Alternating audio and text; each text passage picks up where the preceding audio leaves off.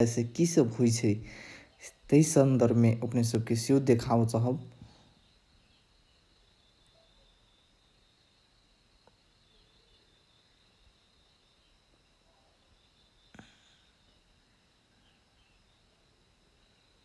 ज्येष्ठ कृष्ण अमावस्या। प्रिय भक्तजनों, आज मैं आपको सुनाऊंगी बरसायत अमावस की कथा और विधि। ज्येष्ठ कृष्ण अमावस्या को बरसायत अमावस कहते हैं। बड़े सायत अमावस को बड़ की पूजा करते हैं। पानी, मूली, रोली, चावल, गुड़, भीगा हुआ चना, फूल, सूत मिलाकर बड़ पर लपेटते हैं और फेरी देते हैं। बड़ के पत्तों का गहना बनाकर पहनते हैं और बरसायत अमावस की कहानी सुनते हैं।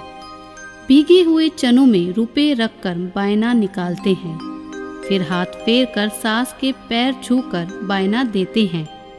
यदि किसी की बहन बेटी गांव में हो तो उसका भी बायना निकालने के लिए भेजना चाहिए। बरसायत अमावस की कथा। भद्र देश में अश्वपति नामक राजा था जिसकी कोई संतान नहीं थी।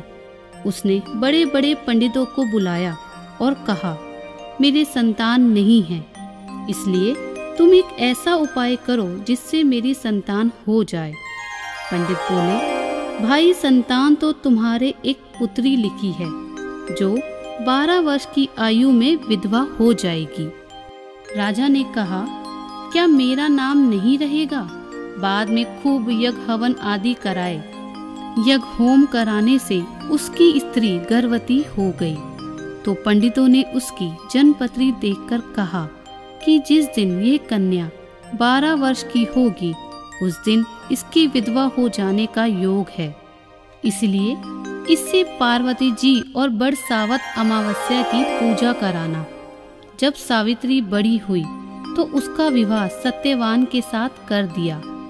सावित्री के सास ससुर अंधे थे।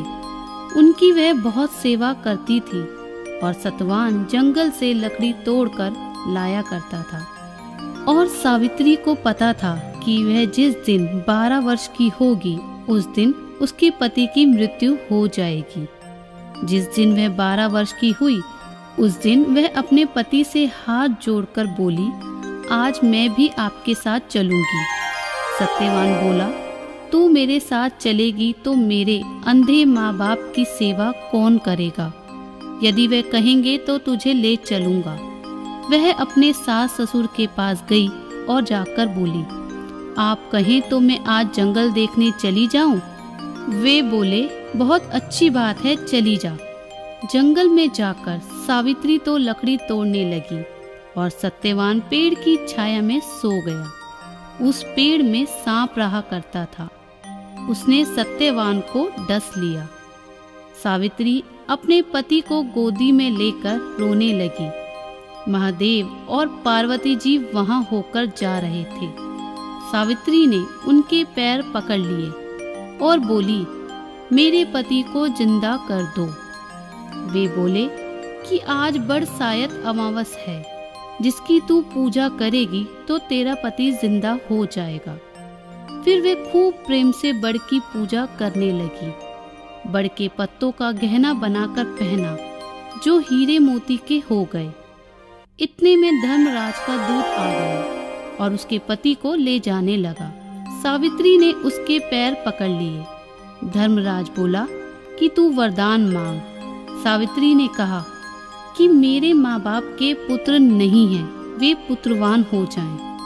धर्मराज बोला कि सत्य वचन हो जाएगा। फिर वह बोली कि मेरे सास ससुर अंधे हैं, उनके नेत्रों में ज्योति आ जाए। धर्मराज ने यह वर भी दे दिया। सावित्री ने धर्मराज का पीछा नहीं छोड़ा। धर्मराज ने कहा, अब और तुम्हें क्या चाहिए? सावित्री ने कहा, मुझे 100 पुत्र हो जाएं। धर्मराज बोला, तथास्तु। वे सत्यवान को ले जाने लगे। तब सावित्री बोली कि हे महाराज, आप मेरे पति को ले जाएंगे तो पुत्र कहाँ से होंगे? धर्मराज ने कहा, हे सती, तेरा सुहाग तो नहीं था, परंतु बरसायत अमावस करने से और पार्वती जी की पूजा करने से तेरा पति जीवित हो जाएगा। सारे में ढिंडोरा पिटवा दिया कि कहते सुनते जेठ की अमावस आएगी, तब बड़ की पूजा करना और बड़ के पत्तों का गहना बनाकर पहनना, बायना निकालना। हे महाराज, जैसे बड़ सायत अमावस ने सावित्री को सुहाग दिया, उसी प्रकार सबको देना। जो भी इस कहानी को कहता या सुनता है, उसकी सब मनोकामना पूर्ण होती है। बड़